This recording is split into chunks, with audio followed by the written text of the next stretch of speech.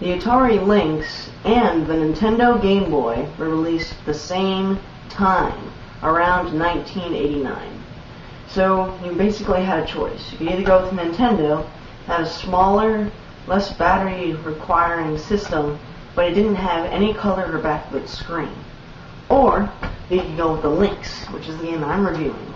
It's bigger, but it does have a backlit screen, and it does have color, which is kind of new for these kind of systems. So you kind of had to take your pick. But most people took Nintendo, because they were more popular than Atari.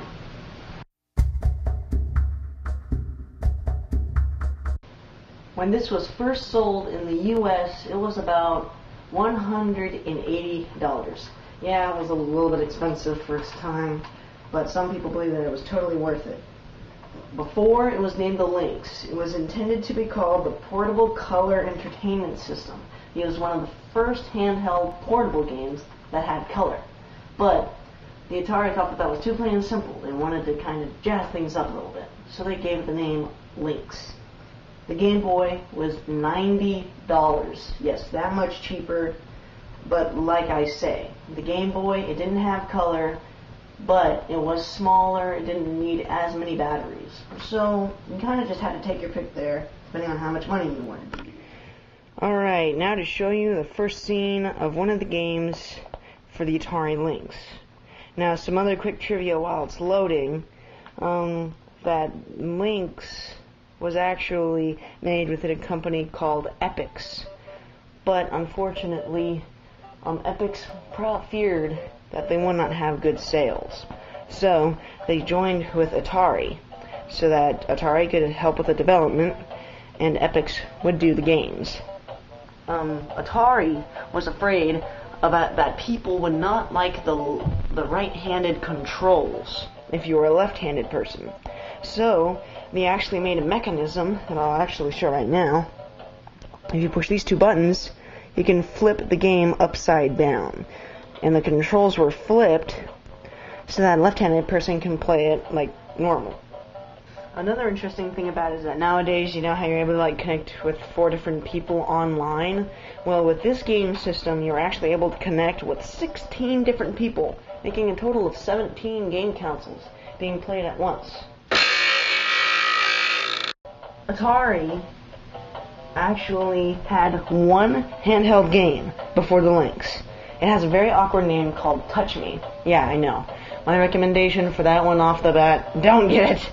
Alright, now we'll head on to the gameplay. Your classic A and B controls. You have BMX, you have surfing, you have a half pipe, and then you have footbag. BMX, you're this guy on a bike that tries to complete a level. Surfing, you try to do tricks to get the most points. Half pipe, I was never good at it, but you do tricks, obviously. And footbag, you hit this bag with your feet and body parts to try to get as many points without the time running out. I will show footage, or a small amount of footage from each game. So here we go. This is the BMX. Whee! You can do tricks like that. Actually, no, not like that, because that means you failed. But you can just do a regular jump, or not. There we go. And you can trip over those things. Very unfortunate. Oh wait, shoot. You can move up and down with the sidebar buttons. It's kind of hard to control at this angle, sorry guys. I'll probably cut the rest of this out. So yeah, I was never really good at this game either.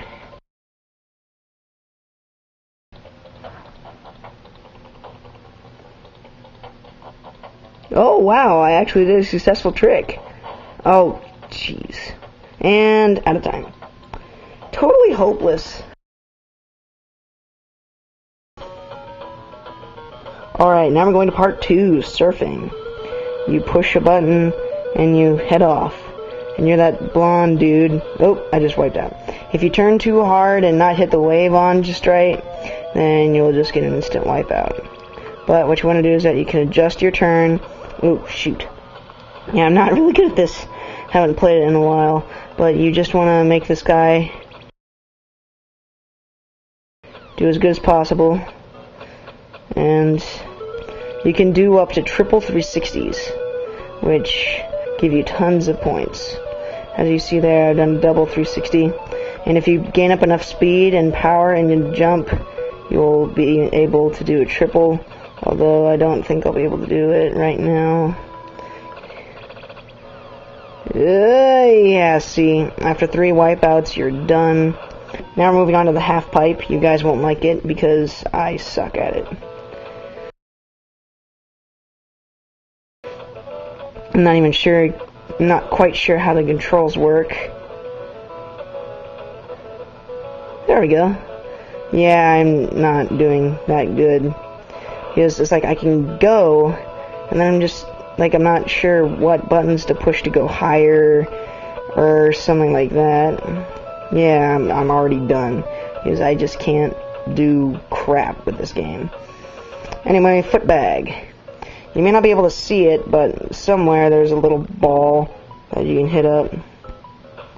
And you just want to keep hitting that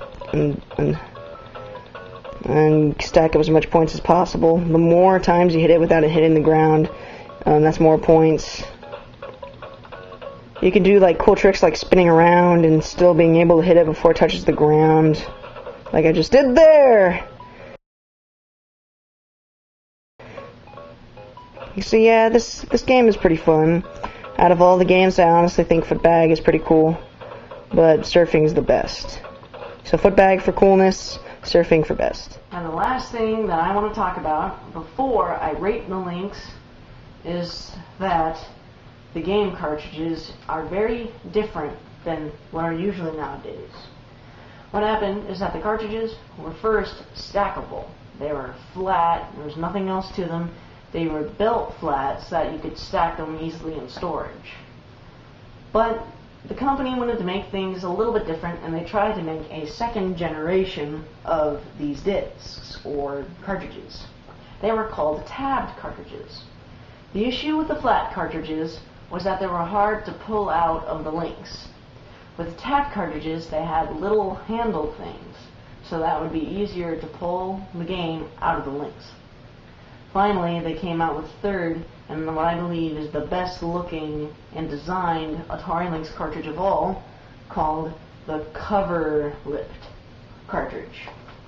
The California games that I have shown you earlier in this game system was a cover-lipped game cartridge. It had a straight curve at the end so you can fit your fingers easily around it, push the game cartridge down, and pull out with ease. California games. One thing that made matters worse for the Atari was Sega. Sega came out with the Sega Game Gear, a handheld that basically blew Atari Lynx straight out of the water and out of the markets. It was just an overall better system, just like the Game Boy some people would debate, and it was kicked straight out of the market. And to make it even worse, in 1994, Atari completely just gave up on the Lynx. They said, why don't we try moving on to something different? We can still do portable, but we just need to make it better. I would like to give the final rating of the Atari Lynx. I really enjoyed this kind of system because it added a whole bunch of new things to the generation of the video game. Like a thing that I forgot to mention earlier is that you were able to have headphones. So if you were having the noise up too loud in the car, then you would be able to plug in your headphones, listen to it all you want. The brightness adjustments were a little bit bad because if you moved it, the graphics would get a little bit blurry. I like the controls and how they came up with that flipping the controls for the left-handed people. I think the game cartridges are really cool and new, and I would like to give this between a 7.5 and an 8 out of 10. And I just think this is a really cool game system. I think it's just a really big bummer that they didn't add on to this through Atari, that they just threw it out in the window in 1994. I would like to show you those few things, and thanks for watching my video. If you want to see more in the future, please subscribe, and if you want to see anything, leave it in the comments. Thanks. Ladies and gentlemen, this is a I want to tell you a few things about the different kinds of games for the Atari Lynx that I'm missing out on.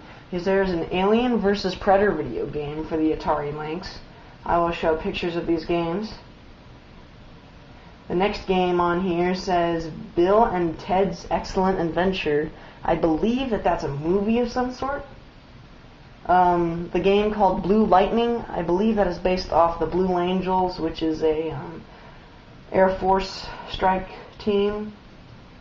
Cyberball is basically an Atari Lynx version of NFL. Mrs. Pac-Man and Ninja Gaiden were also on the Atari Lynx.